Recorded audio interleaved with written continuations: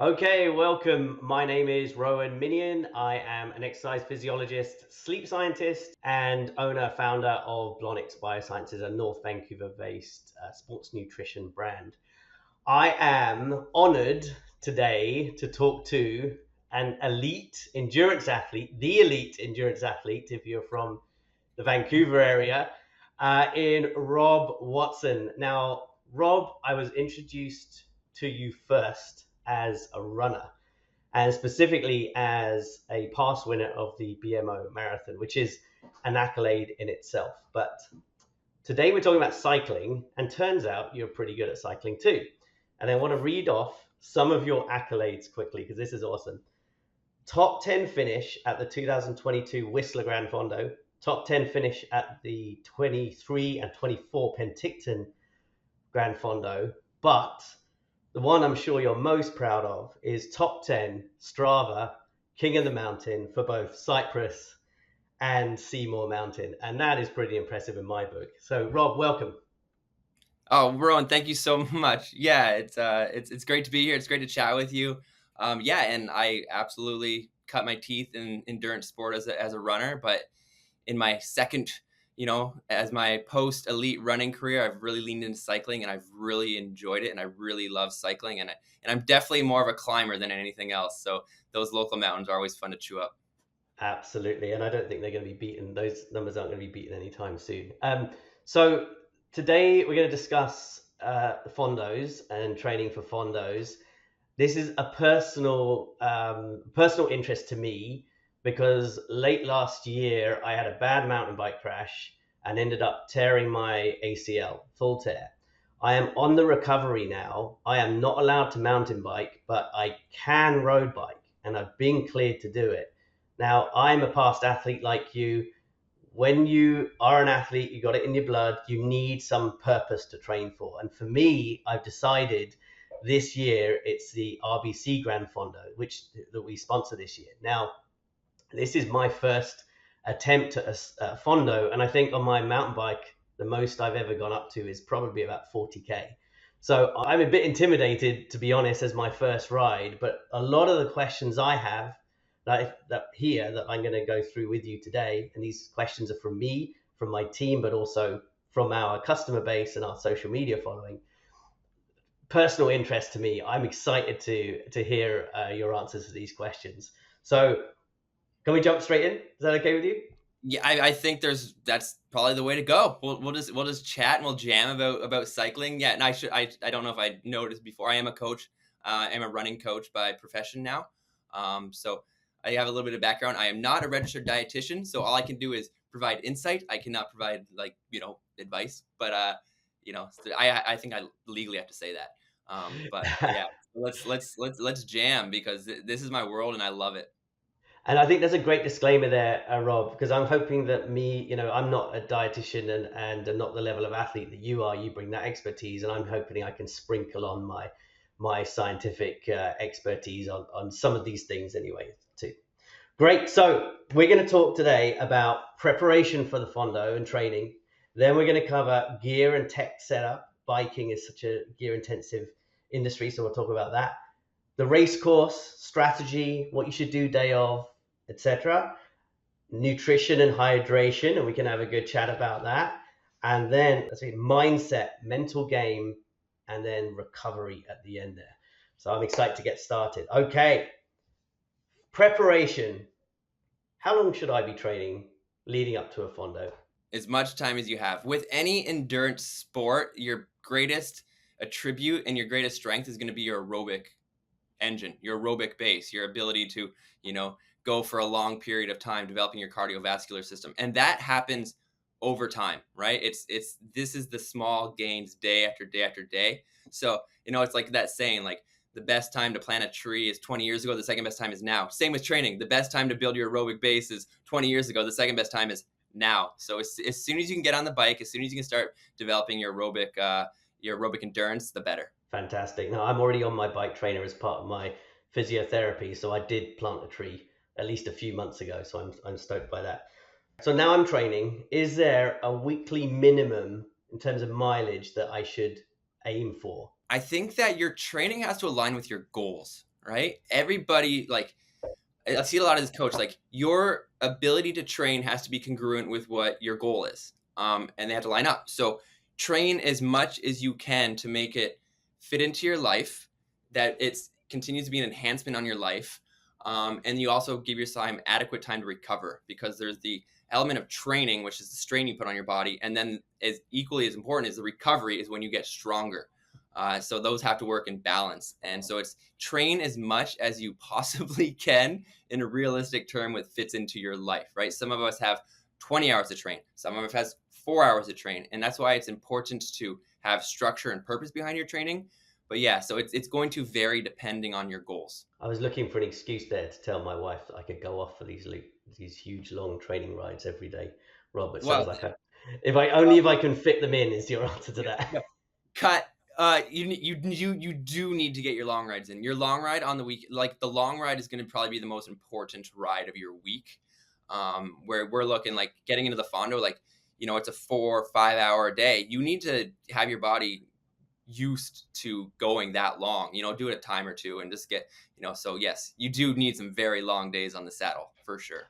And that's even if I'm like a more novice, cyclist. Like I said, I mean, 40K is probably my big limit now. I have spent 5 hours plus in the saddle, but it's grueling uphill, etc. But so I should get out on those long rides. You're saying, get used to the suck for the long time, kind of thing.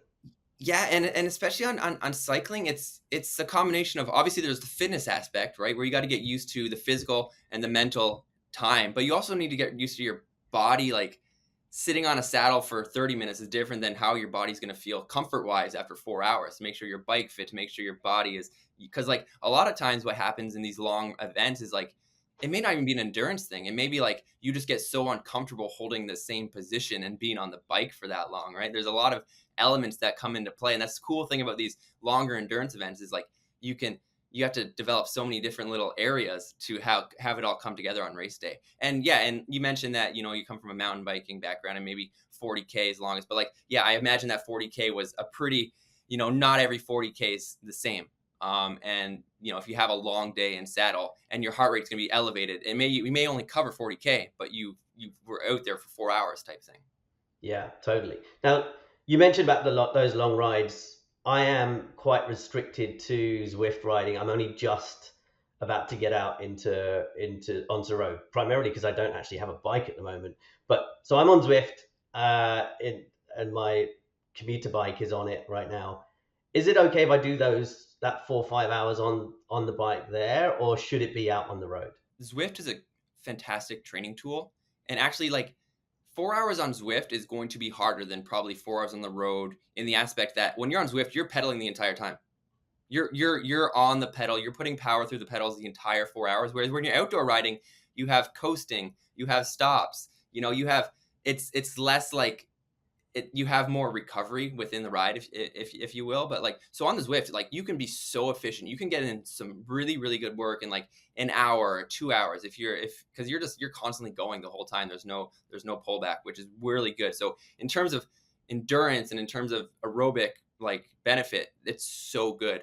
The thing that we're going to have to make sure you're used to is like the technical side of riding, and being comfortable riding with a group, and being comfortable taking turns, and being comfortable descending with speed, and your position on the bike, because the Whistler GranFondo has ups and downs. There's some big declines, and you got to be efficient with how you're going to handle your bike out there. Fantastic. I think I will spend some time outside just to learn that stuff, get used to the rolling hills. I don't really have a context being on Zwift, it's like that. So I'll Exactly. definitely get to But see that.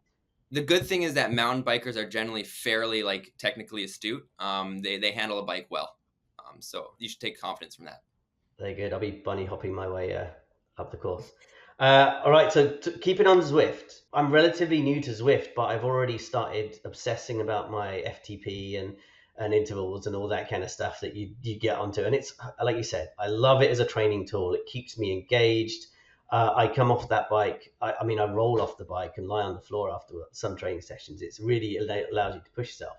But what should I be focusing on more when I'm on Zwift? Because I get my heart rate and I get my power output. Is there should I focus on one more than the other? What's an easier training, um, Yeah, analytic to look at?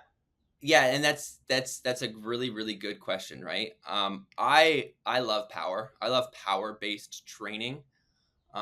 Because if you do like an FTP test, that'll give you a good idea of your power zones for your training. Whereas heart rate can be so like, I feel like heart rate's less consistent and less dependable. Like if you're doing it on like a hotter day versus a colder day, or if you're dehydrated versus hydration, your heart rate is affected by so many variables. Where your ability to put out power is is much more standard. So I like to do power based training, and then you do an FTP test and you'll get your standard FTP, which is like hypothetically kind of like your threshold that you could hold for an hour. And then you can build out a program from there, right? You can calculate what your VO2 max power output should be based on that. You can calculate what your zone 2 aerobic base should be based on that. So having those power numbers can be super beneficial in training for cycling. And I think it is important to kind of like choose one key metric and keep it consistent, because there's so many metrics out there that sometimes we will pull from this metric this day and this metric this day. It's like, let's just keep it one kind of consistent metric, and that'll be what you primarily focus on. And on the bike, I think power is it. You mentioned zone two training in there, and this is something that seems to come up a lot. And I think I saw a meme somewhere where it said, elite cyclists where they approaching zone two training, and they start doing it for a few seconds, and they're like, and then screw this, and then they're off like that. But how important is zone two training, do you think, for say someone like me, first Fondo coming up and training for it? Should I spend those hours in the pedal just at that lower level? Yeah, I mean, zone 2 is just just like, it's interesting with like endurance training. These concepts have always been around, but every so often they get kind of like reframed in like a hot new term. And zone 2 is basically endurance development. It's aerobic development, right? It's that zone where you're just building your aerobic base, but saying zone 2, and it makes sense in a zone model. That's your zone 2. So it's very important, but also like, it again, this will be kind of like how much time you have to commit during a week type thing, right? If you have, say, an hour, it might be more beneficial to do some sweet spot work where you're more in your threshold. Where if you have 3 hours, then that's a great opportunity to do straight zone 2 type work. So it's more like what is going to be more beneficial on the day. The good thing about cycling is like, it doesn't beat up your body as much as running. So you can spend a little more time out of zone 2 in the more high intensity zones. But in running, you got to spend more time in the zone 2 because it's also like less structurally damaging. But on cycling, you can, if you only have an hour, it's more beneficial to maybe do some intervals within the hour. And that's why Zwift is good, because, you can be so efficient within that hour. Absolutely. And I remember back in my early exercise physiologist days that we always talked about the foundation and endurance, and it was in that sweet spot zone two. It's like there's a heart rate where you are building that base cardiovascular fitness. And I remember even reading studies where it compared things like interval training, and it said interval training will jump your VO2 max kind of thing, but actual ability to handle long endurance activities, it all comes down to that time that you spend in that zone two training there. So Yeah, thanks for answering that.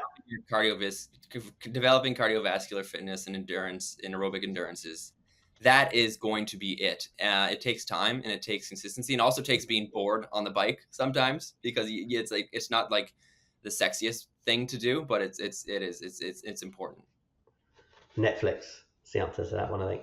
Yeah, Okay, last one on the cycling side of things from the training perspective, is group rides. So I haven't really biked. When I bike mountain biking, we're all on single track, right? We're all just following each other with a good distance between us. I hear things like drifting, all this kind of stuff, and I mean, I know what it is. Doing it is a different matter. But should I get out on a few group rides leading up to the Fondo and get used to being in the pack and in the crowd, that kind of thing? 100%, 100%. Because I remember before I did my first Fondo, I was the same thing. I was like, I need to get in a group because I just need to be used to riding with bodies around me. Because if you're not comfortable doing it, it can be dangerous. It can be straight up dangerous, right? And so you just get like the sense of how a pack moves and being able to kind of like read another rider's body language. And also the benefits of drafting are profound. they're absolutely profound. If you're riding in a group and you're at the back of that group, you can barely be touching the pedals and you're just getting sucked along, right? So then later in the race, when it does maybe get hard and you do have to dig in, you have those energy reserves. Whereas you get on the front and you just ping it, like you're gonna burn out faster. So that's a strategy in how to like manage your energy over a 4 or 5 hour event. So yeah, getting comfortable in a group is very important, and just like the dynamics of the group, and even like the etiquette of like, you know, you want to be passing on the left, you don't want to be passing on the right, and things like that. Just so it's for everyone's safety, and it's also for your benefit, just to be the comfort level. So if you can get it with the group, absolutely. And even if that group is like 3 or 4 of your friends, like learn how to do a pace line, learn how to like share the work, and it'll be of great benefit on race day. You mentioned etiquette around drafting. Could you talk through that quickly? My fear is I'm turning up at the Fondo and suddenly I do things that people are like, "What are you doing here, man?" You know, that kind of thing. Is there an etiquette at the GranFondos? I know they're not. A lot of people don't see them as races, but what is the approach there? Yeah, and Fondos are interesting in that regard, right? It's like, because a lot of people are racing it. Like at the front, like you have people jamming, trying to win. And then and it's like any race. It's like the Vancouver Marathon. You have people looking for completion. Have people looking for racing, right? And I think communication within a group can be very helpful, because you're all looking for the same goal, is to get to that finish line as fast as possible.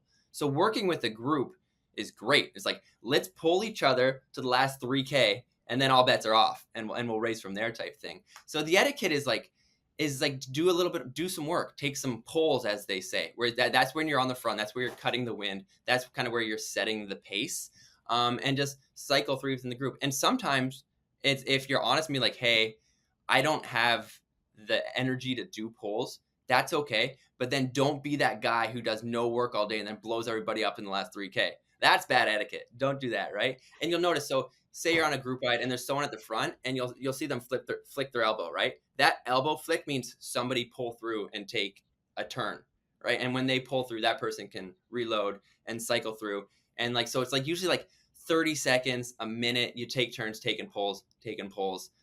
Sometimes you have to miss a turn. But yeah, so that's kind of like the group dynamic. And if you have a good group, you're going to be minutes and minutes and minutes faster. So if I see that, if I decide to drift with a group and I see someone in front of me do that, I should be like, yeah, maybe I'll go up and take a turn and do it. Yeah, but you want to be the person right behind. You know, Second. if you're like further back in the group, like don't accept, like don't, like maybe you can work your way, but if they flick and nobody else is going through, then maybe we're in a safe way, because what you don't want to be doing is like getting up and attacking and having to sprint to the front, because that's going to burn a match. But if you're like right behind them, they flick through, just come on through, let them come back. And oftentimes when they flick, they'll swerve to the side. Right. Or like they'll drift to the side, so it's not like you have to, you're just all of a sudden in the front type thing.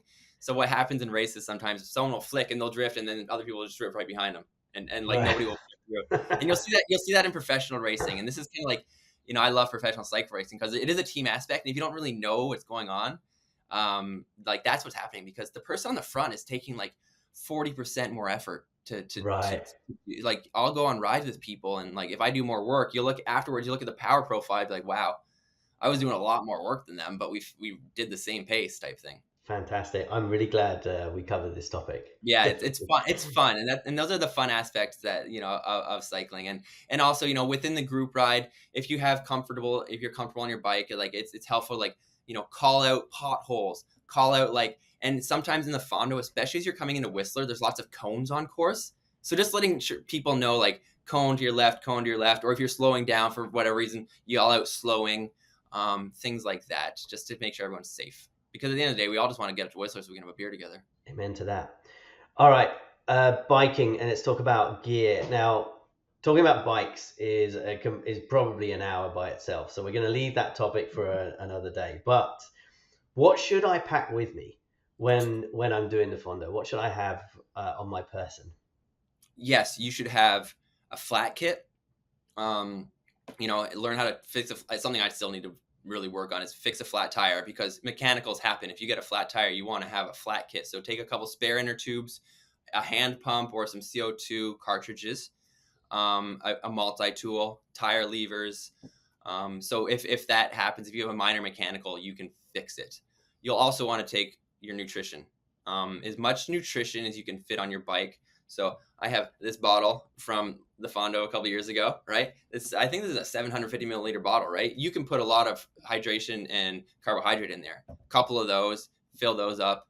Um, like, some people like will want to have sunscreen, a phone for emergencies. I'm trying to think off the top of my head. What do I ride with?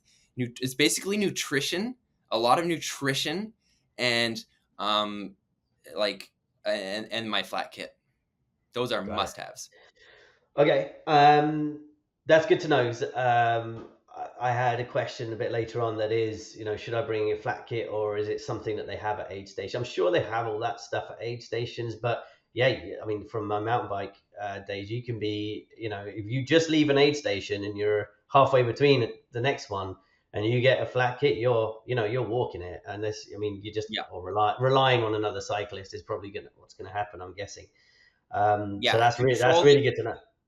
Control the controllable, right? Like, yes, Right. there are services out there, but like you're in a race with thousands of other people. Like, you don't know how long it's going to take. So, be prepared if you have to. It's much better to take 5 minutes to fix it yourself than wait around and be frustrated Yeah. and annoyed. Yeah, absolutely. Or have to walk to the next aid station. No, not fun. Um, okay, in my setup, let's talk one little bit of bike setup. Should I prioritize comfort or speed on my bike? It's your first Fondo. It's your first time doing it. It's going to be a long event. I would prioritize comfort. But the thing is, with a proper bike setup, you can set it up to be comfortably fast, right? And the more time you spend in saddle on position, the more comfortable maybe a little bit more of an aggressive position will become. But I would say, again, this is based on goals and this is based on experience. And you're looking to get up to Whistler. If you have a proper setup and a good bike, you can set it up pretty comfortably, but it'll be fast at the same time. They don't have to be mutually exclusive. So there's been a lot of talk, and I've been advised by Matt in the office, who's another keen cyclist, to go and get a bike fit. He's like, it's the best money spent to go and get a bike fit. Would you agree with him? I would agree, absolutely, right? You're gonna spend all this money on a bike. It may as well make it work to what it's designed to do and make it work with what your body has to offer, the angles and you know the comfort level, and also how you're gonna be able to like manage your aerodynamics. But also the main thing is being able to put out efficient, consistent power, right? Where you're gonna be most efficient in putting out power and also comfort, because sometimes a bad bike fit can lead to injury. Like, people get bum knees, people their lower backs hurt, if their reach is too like. So it's an investment in many different elements of your bike and your health. So yeah, I think a proper bike fitting is very important. All right, I'll book one, especially as I'm looking for a bike right now. Okay, race course strategy and day of, right? Other than losing sleep and the nervous jitters and all of the stuff that either energizes you or makes you feel wobbly, all that kind of stuff. But help me with that uncertainty. What should I expect on race day at the Fondo? What kind of setup is it? What's the check-in experience like on race day? Yeah, it's expect excellent energy. Expect so it starts at Stanley Park, right? And there's so get there nice and early so you can get into your proper starting corral or your starting area. So allow yourself time.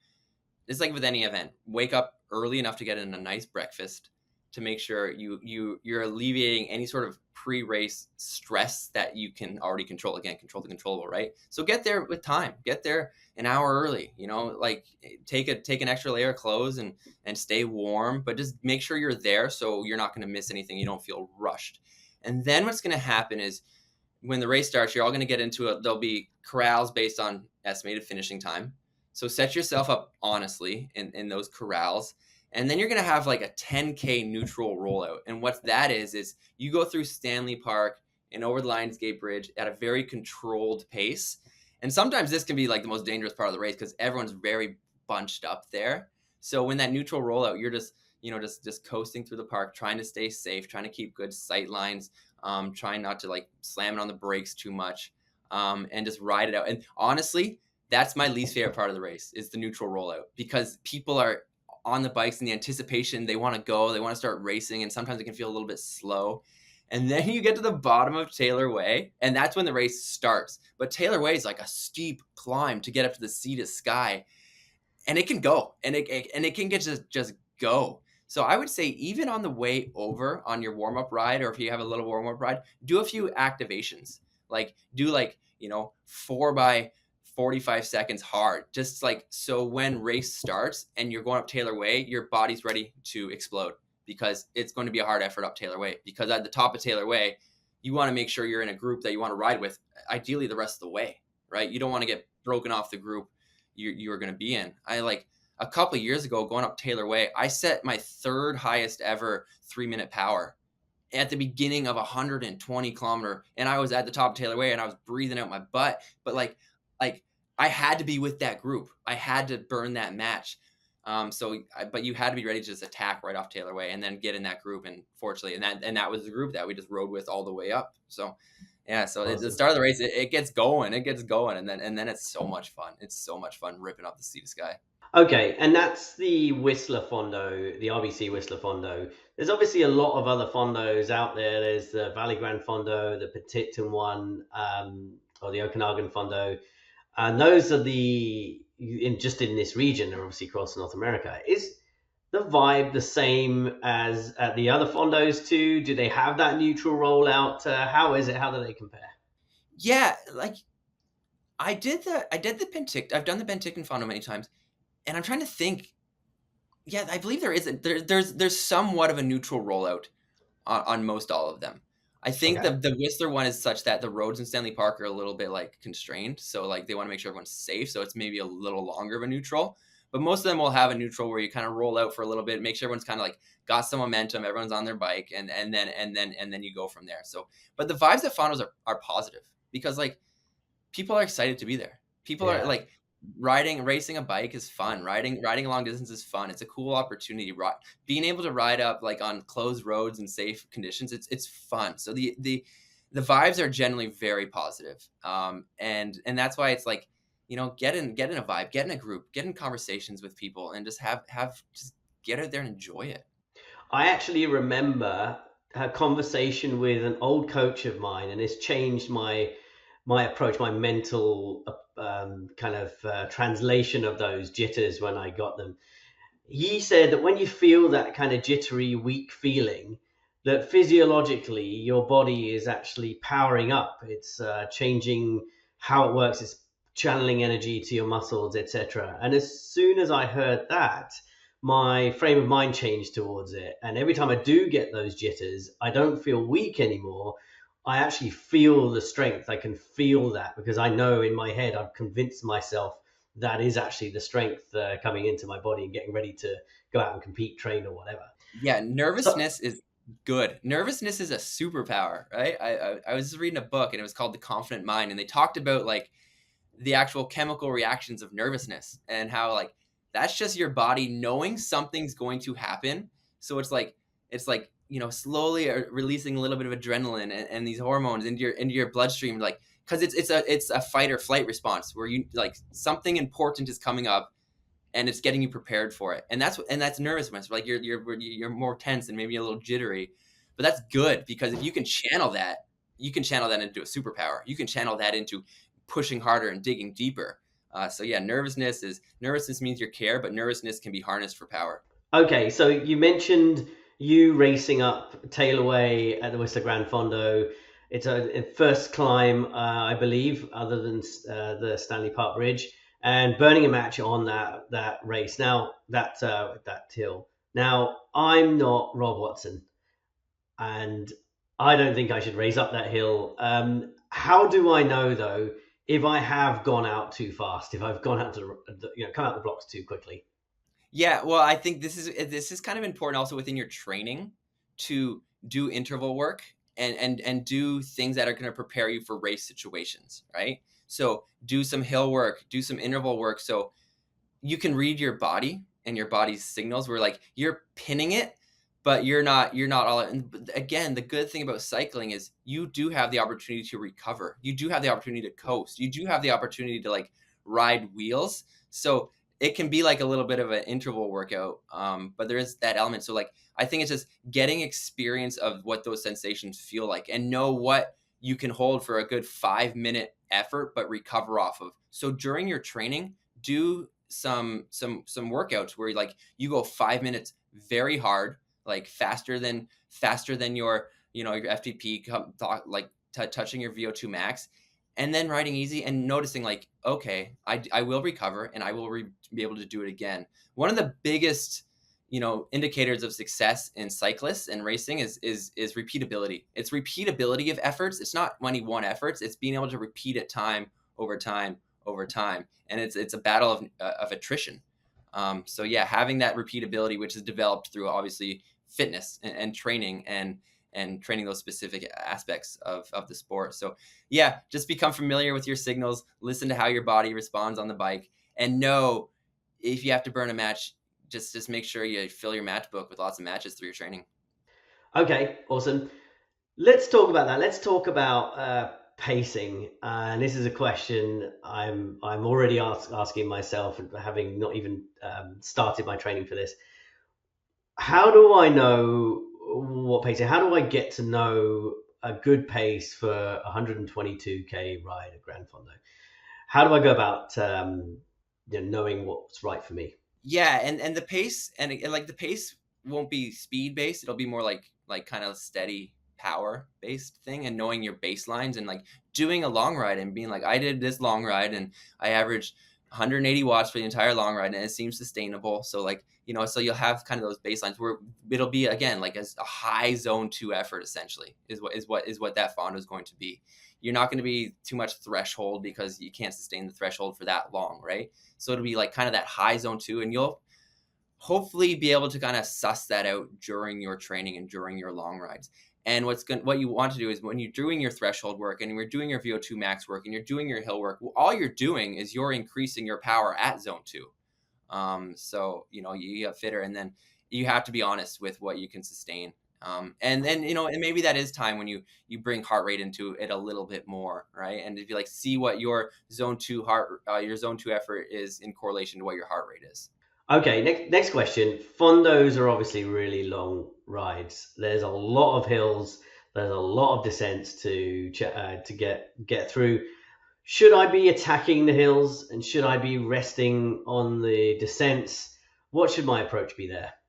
I think you have to play to your strengths, right? If you're a strong climber, lean into that as an opportunity to maybe create space and make moves on people. If you're a strong technical rider, use that to your advantage, right? And take good lines and be efficient on the downhills. So it's going to be different for everybody. But if you're a strong climber, like lean in, like take advantage. Like why wouldn't you? That's going to be your opportunity to create, to like to excel and move up in the race for people who maybe aren't as strong of climbers type thing. So yeah, I think the climbs you want to keep them steady, hard, and honest, but you do like there's a bunch of them, so you want to also you want to be within control of that. And that's why like I think with the climbs you want to be more around like your thresholdy kind of like that type sweet spot type effort on those. Right, got it. Now I've already got it in my head, a little plan to keep a lot in the tank and for the climbs which happen after Squamish. As I understand it, that's when the climbs really start. Is that a good idea? Is that something I should do? You have to get to Squamish with riding in your legs. You have to get to Squamish with riding in your legs. If anything, kind of like be a little bit more cautious. There's some decent climbs. There's some decent like 4 or 5 minute climbs coming out of Squamish. There's one at Furry Creek, and then there's another one around Britannia. So there's 2 significant ones, and those ones maybe like get them, but like make sure you are in complete control on those ones, because especially the main climb coming out of Whistler, it's a long drag. It's a long sustain. And if anything, make sure you have a group. Like going through Whistler in town, going through Squamish in town, make sure you have a group. So when you have that climb, you have people to work with. Great. Okay. So this is my first ever time doing the Fondo, and I am no stranger to bikes. I do a lot of mountain biking, strong on the bike there. There's a question from my staff actually, which is what sort of time should I be expecting for my first time out doing the Fondo? Oh man, I like for you being a good like a solid athlete with an athletic background and good general mentality, like 4.5 5 hours. Okay, 4.5, Yeah, 5. I'll write that down for them. yeah. Let me do some math in my head. Uh, I'm trying to think about how fast. I don't know. I can't remember how fast I've done it, but yeah, I'd say like maybe I'll have to 5 circle back hours. on that. Maybe I'll have to take a Yeah. look at maybe I'll have to take a look at data. Um, so yeah, Okay, next question. What should I wear doing the Fondo? Bearing in mind that in this area, this Western Canada, the Fondos happen at different times of the year. So we've got the Valley Grand Fondo and the Penticton Grand Fondo, and they're midsummer kind of thing, and it gets really hot. But the Whistler Grand Fondo that I'm doing is in September, which can obviously be variable. But what do you suggest to people going out there doing a Fondo? What should they bring along? What should they wear? yeah. Bases. You want to be comfortable, right? You want to be comfortable on the bike, and the good thing is layering can be your friend. Obviously, you want to have a good pair of cycling shorts, like a good bib with a nice chamois. Um, I would get a pair of aero socks. Like, why wouldn't you? Why wouldn't you take advantage of like any sort of aero improvements you can have? And like so that you want to have like a tight fitting kit to avoid any sort of like drag. But having said that, it does start early in the morning and it is in September, so it might be a little chilly. So even like a light jacket or a vest to keep your core warm until you get out on the road and you're really jamming, and then maybe you can take that off and you can either put it in one of your back pockets, or you may not, like people ride with bar bags. A lot of people ride with bar bags, right? So they can hold nutrition, or Mm. you can hold, or that's where they put their flat kit, or so having a bar bag, or just having like somebody on the side of the road you can throw it to. But yeah, having an extra layer, because unlike running and cycling, sometimes if you're cold, it's you don't warm up because you're going so fast. Hmm. So like making sure you're not, because like I'll start running races, I'll be okay being a little bit cold in the start line because I know my core temperature is going to heat up. But on the bike, you're going so fast that sometimes you um, don't actually warm up. And make sure you dress for the weather, right? If it's raining out there, you'll want to put on a rainproof coat. If it's raining, you might want to like have some clip-on fenders on your bike. That Hmm.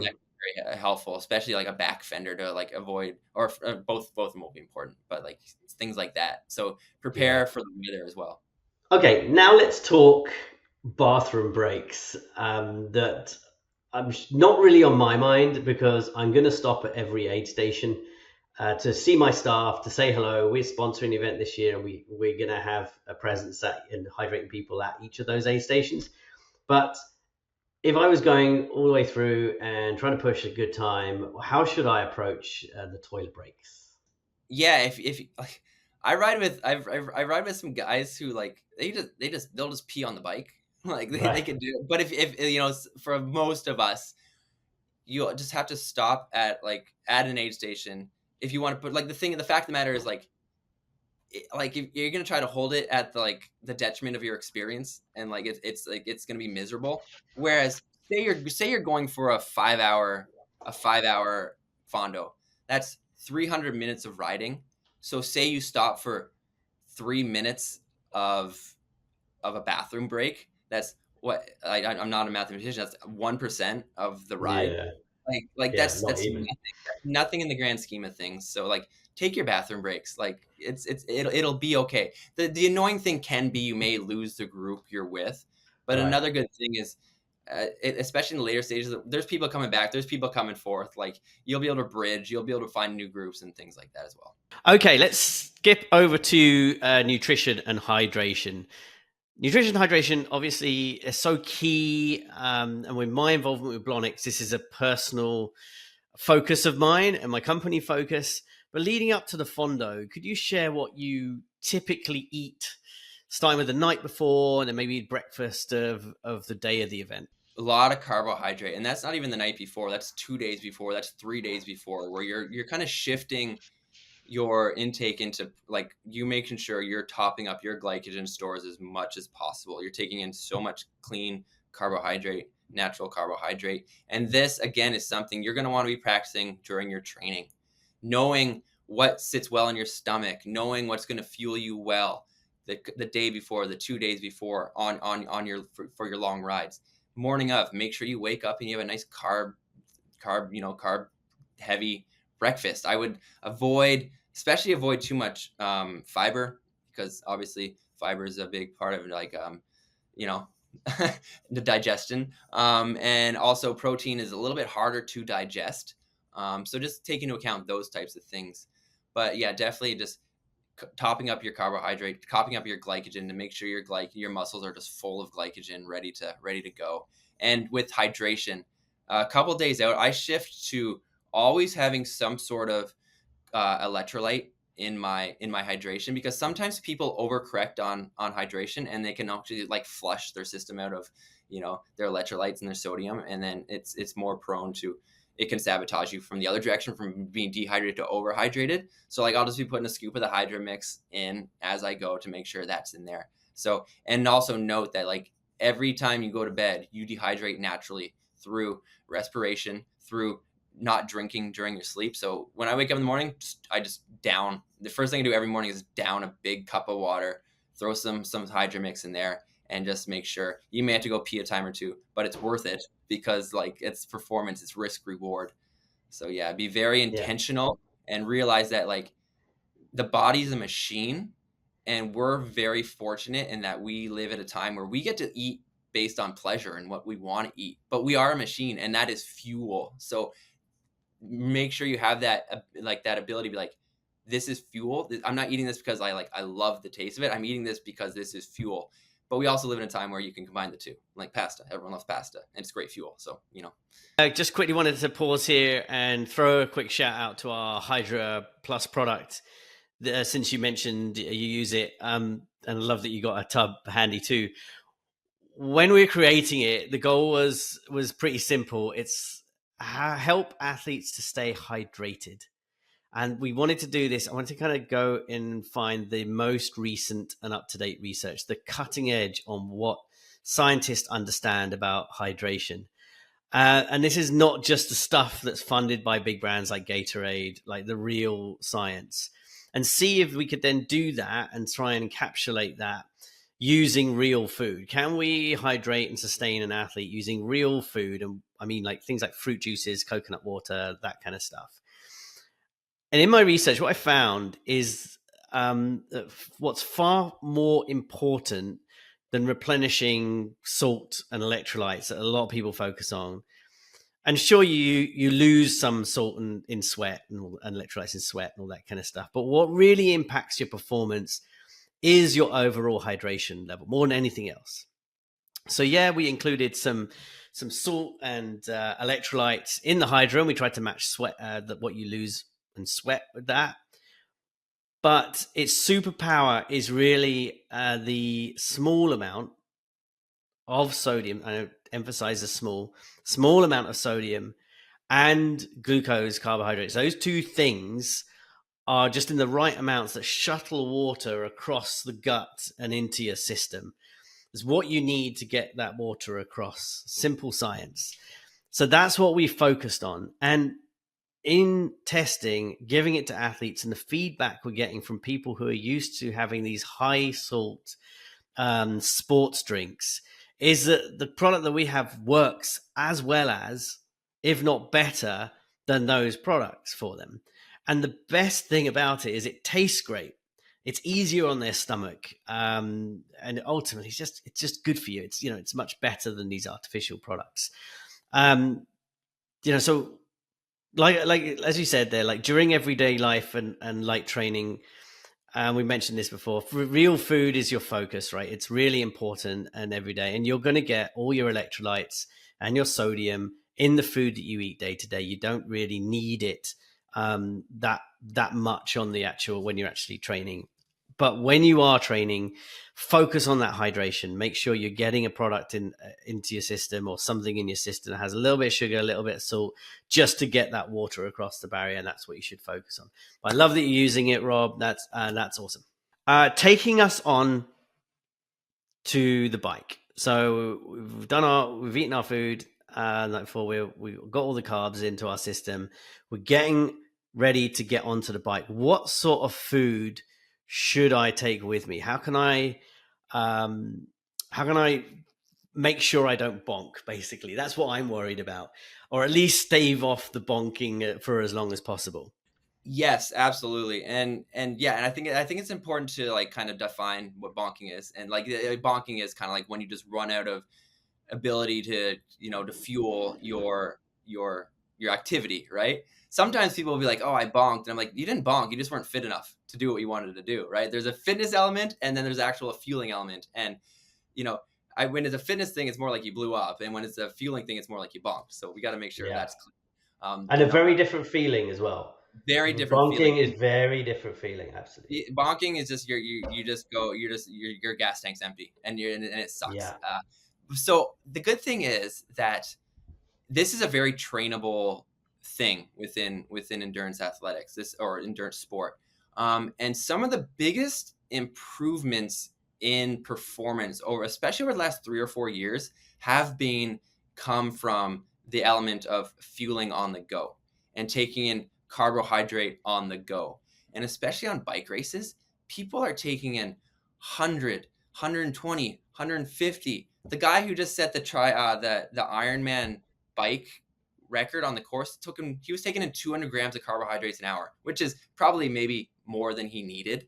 But all this to say is like fueling is so important and it'll help your performance, and it is trainable. You have to train your gut to take in that much carbohydrate, because a lot of people will be like, "Oh, that seems like a lot." It's like it's a lot because you haven't trained, right? It's the same element of like, you're not going to go from a 10K ride to a 100K ride without working your way up along. It's the same kind of idea with fueling. So you have to have a good fueling plan, and it has to be consistent, and it has to be thought out, and it just has to be executed as well. It shouldn't be something that like, don't be fueling to like hunger during an event. You're fueling due to a schedule. And so like every 20 minutes you're taking a gel or something like that. And the more carbohydrate you can get in, generally the better. If you can be like, for most of us, if we can be taking in 80, 100 grams of carbohydrates an hour, that's going to be enough energy to sustain you throughout the course of the event. But you have to make sure you're being consistent with it and it's spread out across the event. So just having a good product that you trust, you can absorb, and that'll help. It just has to be practiced. It can't be willy-nilly. You can't be just going off the cuff and it's like, I'm gonna throw a bunch of gels in my pocket and just take them when I'm hungry. No, it's like you're like, I'm taking gel every 20 minutes. Bam, bam, bam, bam. So yeah, practice it. Totally agree here. What you said about training your body to handle the nutrition over time, is spot on. There's a ton of research that backs this up. Elite endurance athletes aren't just naturally better at fueling. They've trained their bodies to absorb way more way more than the average person. And the same goes for hydration. There's this wild study from the Middle Eastern marathon, I think Saudi Arabia or somewhere like that. And they tested all of the elite runners who finished the fastest times and measured their dehydration levels. And they were up to like 18% body weight loss in water, which for most of us, that would mean a trip to the hospital. But these guys, they're crushing it. They're lighter and faster at the finishing line. And it's amazing how adaptable the human body can be. And that's what the scientists kind of concluded. They're like, these guys have trained themselves and managed to acclimatize themselves to running on such little water in their body. So, you can train yourself, and is one message here, but the other one is, as you're saying, like, everyone is different. Science can give us a general guidance, but we all need to test and tweak and find out what works for us personally, especially when it comes to the gut, stomach, and how you're feeling. That's very personally a personal thing you need to go through and fine tune. So to do definitely, take that time, not on race day, way before race day, to actually test these things out and make sure they work for you. When it comes to race day, remember, nothing new on race day. Please, stick to that, stick to what you know, lock in your routine, make sure it's all dialed well before the event.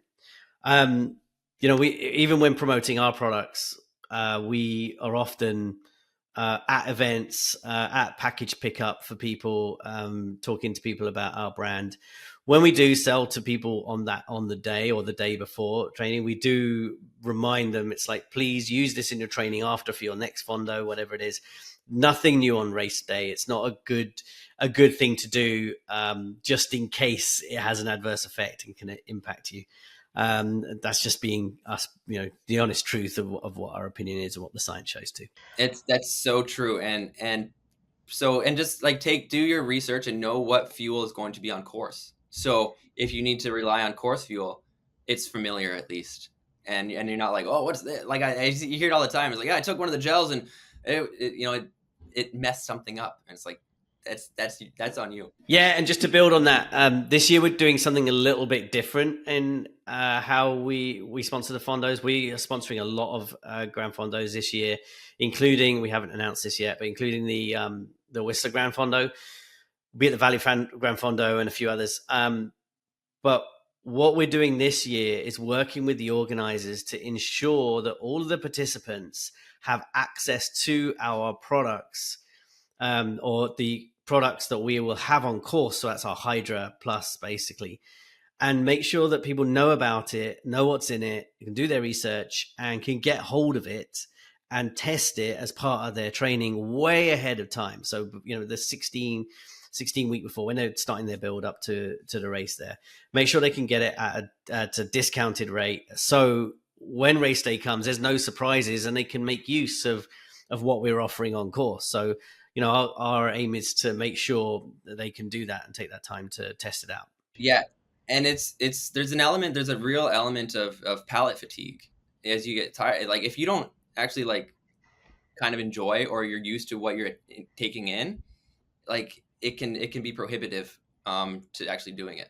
Staying with nutrition, I know you use a number of our products to help you on race day, and I'm sure other things too.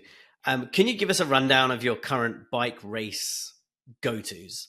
Yeah, I'm definitely taking in the Hydra mix consistently, right? I'm consistently taking in the Hydra mix for hydration purposes. But I also do utilize the beetroot shots, because again, like everything, it is backed in science, and it's been scientifically proven to kind of like, it's a vasodilator, it helps with blood flow. It helps stave off fatigue, and it helps allow more intensity, right? So like that works for me. I've practiced it, and I've seen the differences. So like, I'll do the race week protocol with the beet juice. Usually usually I'll just like take one before my hard workouts, but when I'm loading up for an event, I want to like hyper load up on it. So I'll do the race week protocol. And what's the protocol? It's like 5 days before, isn't it? It starts 5 days out, and I believe it's you're taking 2 a day during that 5 day out type thing. Right. And then I'll take my last one about 90 minutes before the race. But I also really like that you guys have now the Beat It Sport. The good thing I like about this gel is that it has 30 grams of carbs. So if you take one every 20 minutes, that's 90 grams of carbs. That's a very adequate number of carbohydrate, which is nice. So I'll take these gels with me. But there's something also to note is like, it can be hard to take. So if you say you're taking 3 an hour, and it's 15 gels. It can be hard to take 15 gels on your person. So in a bottle, we have our nutritional needs, we have our hydration needs. So in my bottle, I'll put some carbohydrate mix in a bottle as well. So I'll have carbohydrate in a bottle, something like, try to get like 50 grams of carbohydrate mix in a bottle. Do you have Hydra in there as well? Yeah, and that's it. And again, that's finding something that's palatable and works for you. So like a lot of the hydration, the carbohydrate mixes will be unflavored.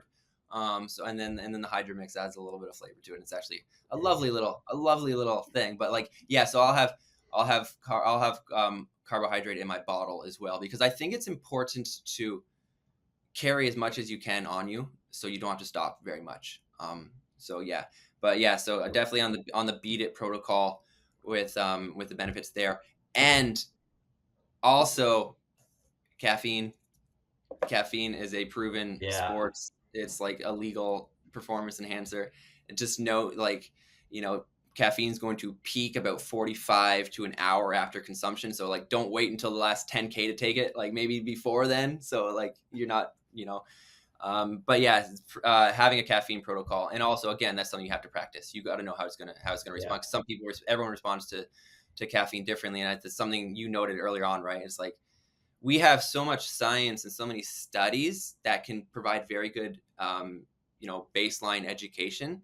And then you have to be the ultimate last experiment. You have to be the next subject and see how it works for you as a person, because everyone is going to have those individualities, which is really cool. Like, you know, from personal experience, I tell everybody interested in exploring sports nutrition, please first do your research.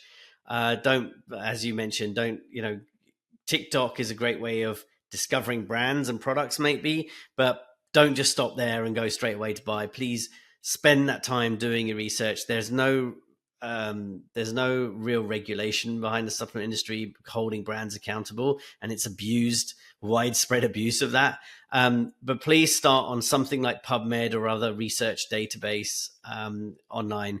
Find a brand, and once you've decided what products and what ingredients do what you want it to do, as in they potentially have that impact, and science shows that. Find a brand that resonates with you, but never skip the last step, which is to test the product out on yourself. Buy it, test it, see if it works for you. Yeah, and you have to approach anything like this with a critical mind, and be aware of trends, be aware of marketing. I mean, I know we're doing this for Blonyx, but it's the good thing about Blonyx is it's based in science, so great. So like, but yeah, approach it in a critical sense. Don't just find some random TikToker who's doing something, be like, yeah, that works for me, right? It's be critical, because this is your performance, and this is something, if you're going to spend so much time training and putting the commitment behind training, do your due diligence in a 360-degree way. Make sure you're covering all your bases, and you're not just like, oh, I trust this random. No, you gotta know what works for you. Totally agree here. So for all out there, please do your research. To Rob's point, there's a lot of hype out there. There's little regulation to protect you, as I said before. A real good strategy, actually, is a cool one, is using ChatGPT, other AI tool, to summarize the studies that you find. I know that PubMed and these other databases, the research can be very difficult to kind of comprehend, these scientists using large jargon, that kind of stuff. Don't be afraid to jump on AI, ask it to summarize for you. It's great at doing it, and it ensures that you really understand what you're taking and why. But yeah, please do that. Okay. Let's shift gears to mindset and mental game and recovery. For those like me, taking on a big bike race like the Fondo for the first time is nerve-wracking. However much in years I've spent in sport, it's still nerve-wracking for me. But so what should I do when I start to feel overwhelmed at the starting line? Yeah, and I think, again, this is something that's very individual, and just knowing yourself and knowing what's going to be best for you in these situations, right? If you are feeling overwhelmed, or like, what can you do to go back to equilibrium? You have to take some time and back off to yourself. You know, do you have to like what and have a plan for it, right? And like, just know how you're going to respond to these situations, because racing it can be scary and it can be overwhelming, but also like kind of like channeling like where these emotions are coming from, what's causing these emotions, and then like trying to relieve or like eliminate that negative thing that's bringing it on. Is it like, am I worried about not doing well? So like, well, think about your training, think about your why, think about like, you know, like, and try to like conceptualize it or break it down, right? And just trusting yourself and staying true to your goals, and staying true to why you're there in the first place, right? And like remaining, like having a positive mindset is, I think it's the most important thing. Is like, it's okay to have a negative thought, because you have a negative thought and you can process it and accept it and work through it, and then you maintain that and then you maintain that positive mindset, right? It's like using a positive mindset to get through a negative part, if that makes sense. Because there are going to be ups and downs. There are going to be parts where you're like, I don't like this. I'm not having fun. And just know that every race I've ever done, I've had negative thoughts. Everybody out there at some point is going to have a negative thought. And part of the challenge is always overcoming that. Part of the challenge is it's not just a physical endeavor, it's a mental endeavor as well. And I think a lot of the satisfaction and is at the finish line, it comes from pushing through those mental challenges just as much as the physical. It's like, I thought I couldn't do it and then I did it, and you feel so empowered, and it's lovely. And just realize that's part of the process. We're so as endurance athletes, we're used to, and we're very accepting of physical pain. We know physical pain is part of the process, and we're okay dealing with that because we're like, yeah, that's hard work. But sometimes we want to be so avoidant of the mental pain, right? But that's also part of the process. So you have to train that, and you have to be able to work through that, and you have to be able to manage that. They're one and the same. They're like, that's the keys to success in endurance sport is combining your physical self and your mental self, and managing and overcoming and putting them together on race day. Man, it's such a relief to hear someone else say they go through those mental battles too. Because honestly, it's exactly what I go through every time I take on a big challenge like a Fondo. I don't just sign up for these things by accident. Like, part of me wants the suffering, but there's that weird kind of sadistic side that craves the grind. But more than that, it's about pushing through it and coming out the other side. They say type 2 fun, but type 2 fun is always better, after the experience, and you walk away and you're like, it sucks in the moment, but you walk away and feel so good, a feeling of accomplishment. And I think if you've been in sport for a while and really struggled through it, that feeling is what you kind of end up craving when all's said and done. But for me, it really helps knowing that I'm not alone in that feeling of intimidation, that kind of stuff, that voice in my head that's saying, like, what if I can't do it? Loads of people feel, in fact, probably most of the people there are feeling a little pang of that. And just having that mindset or that feeling that you're not alone in struggling like that, it makes me feel a lot better about it. Right. But then there's another side to it, right? So great, you got that mental fortitude to kind of control how overwhelmed you're feeling. But then there's the tough part, right? What do you do when things aren't going to plan? Like, say if I'm halfway up the climb in the Whistler GranFondo from Squamish up to Whistler, I'm exhausted. The clock is ticking past the goal. It's going towards it. Doesn't look like I'm going to achieve my goal. How do I stay positive in that moment? I mean, something I always, and maybe I shouldn't, I regret putting a number out there for you, but it's like, it's knowing that all you can do is your best. All you can do is your best, right? At the end of the day, the number on the clock is going to be what it is. But if you can honestly be like, I went out there and I gave what I had, you can't be upset at yourself, because that you empty the tank. And that's all you can ask for yourself, is empty the tank. So you can have like things you want to do and things, but at the end of the day, we're just looking to get the most out of ourselves, and know that you didn't give up, and know that you fought to the finish. And a lot of times, like, some of the greatest things is overcoming and being stubborn when you're having a bad day. Like, you can be proud of that, because I've had bad days and I've stopped, right? And that's worse. Because then you feel like you feel really, really bad about it. But I've had bad days where I've just been like, oh, I just drag my butt to the finish line. And you feel accomplished after doing that. Yeah. You're like, you know what? It didn't go the way I went, but I'm proud of myself for carrying on. And, and there could be like certain things, it's like you can have like a series of goals. And a lot of times you have like your A goal, you'll have your B goal, and sometimes the D goal or the C goal is like, just finish, because that is always a goal. Is every finish line is a celebration. Every finish line is an accomplishment. And if you cross that finish line empty, then you did well, and you got stronger, and you got better, and you made a memory. Right. It kind of reminds me of this mindset we've adopted in the workplace at Blonyx. And it totally applies to endurance sports too, which is, we're going to fail. We're going to make mistakes. We're going to mess things up.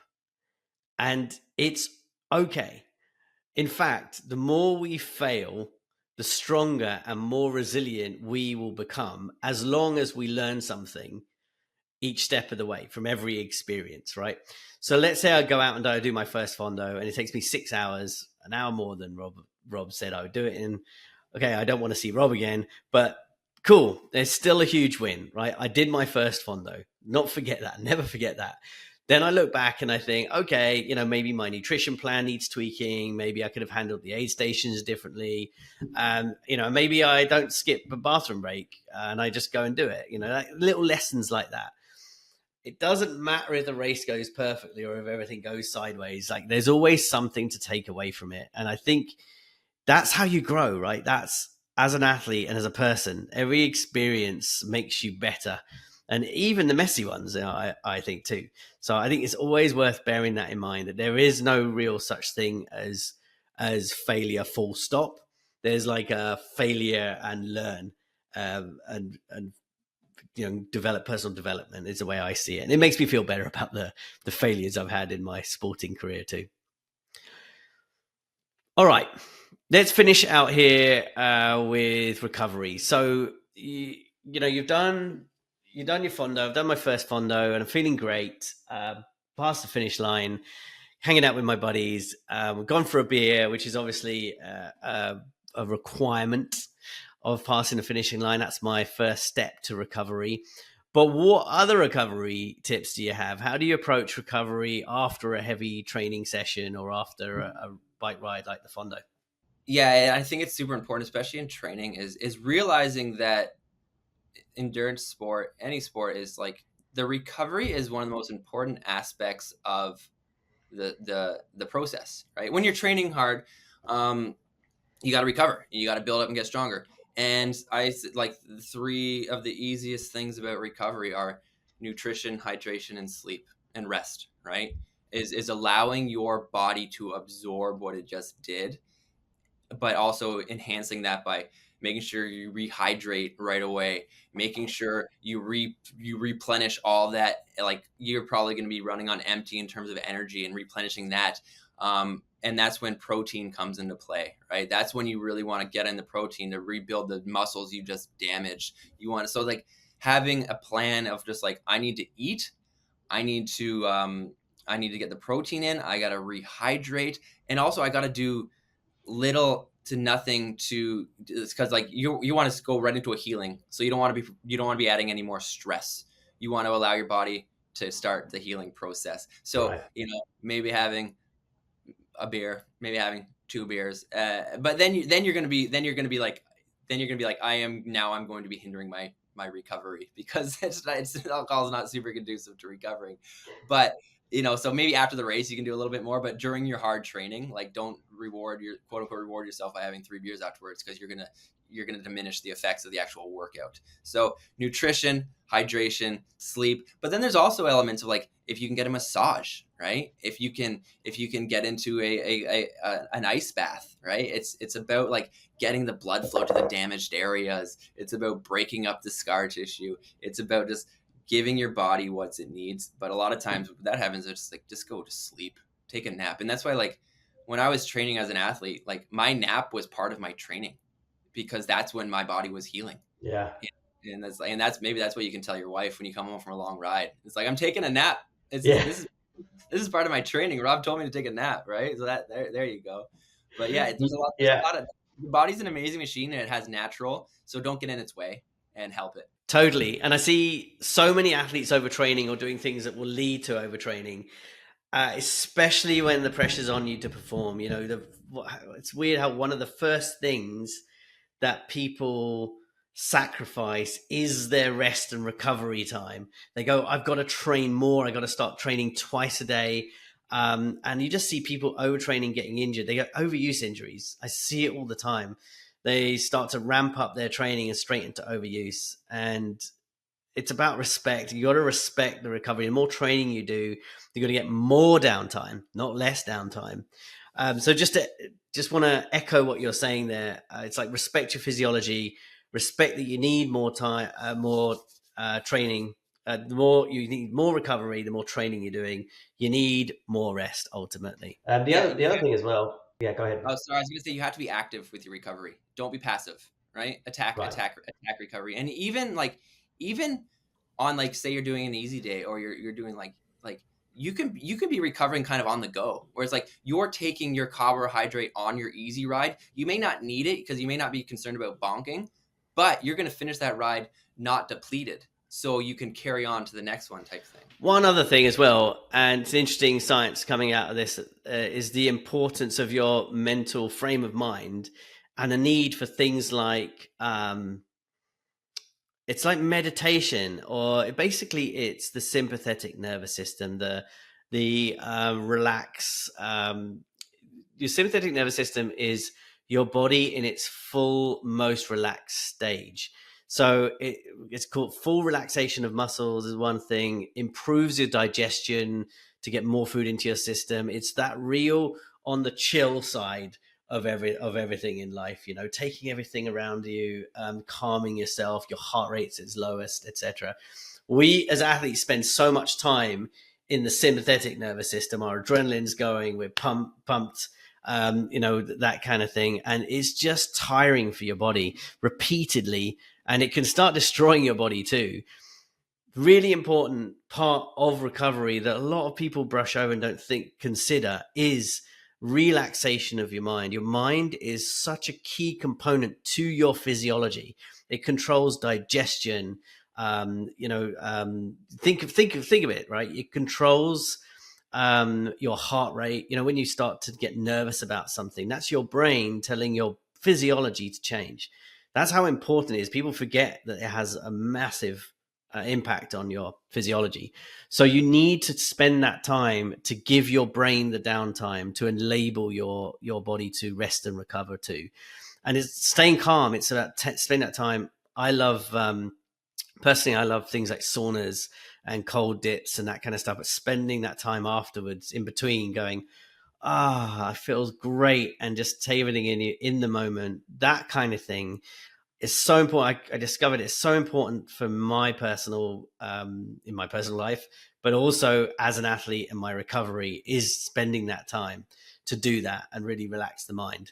It's about staying calm as much as you can. It really helps with your recovery. Yes, there's so much to say about that, right? It's like the body is an amazing machine, right? And just like give it, and like that's it. You'll feel serene and you'll feel calm, and so that's absolutely so important. I don't know if this is a good time. Maybe I can plug like one of the reasons I'm looking into starting on the creatine is because creatine has been proven to help with cognitive function and to help with brain.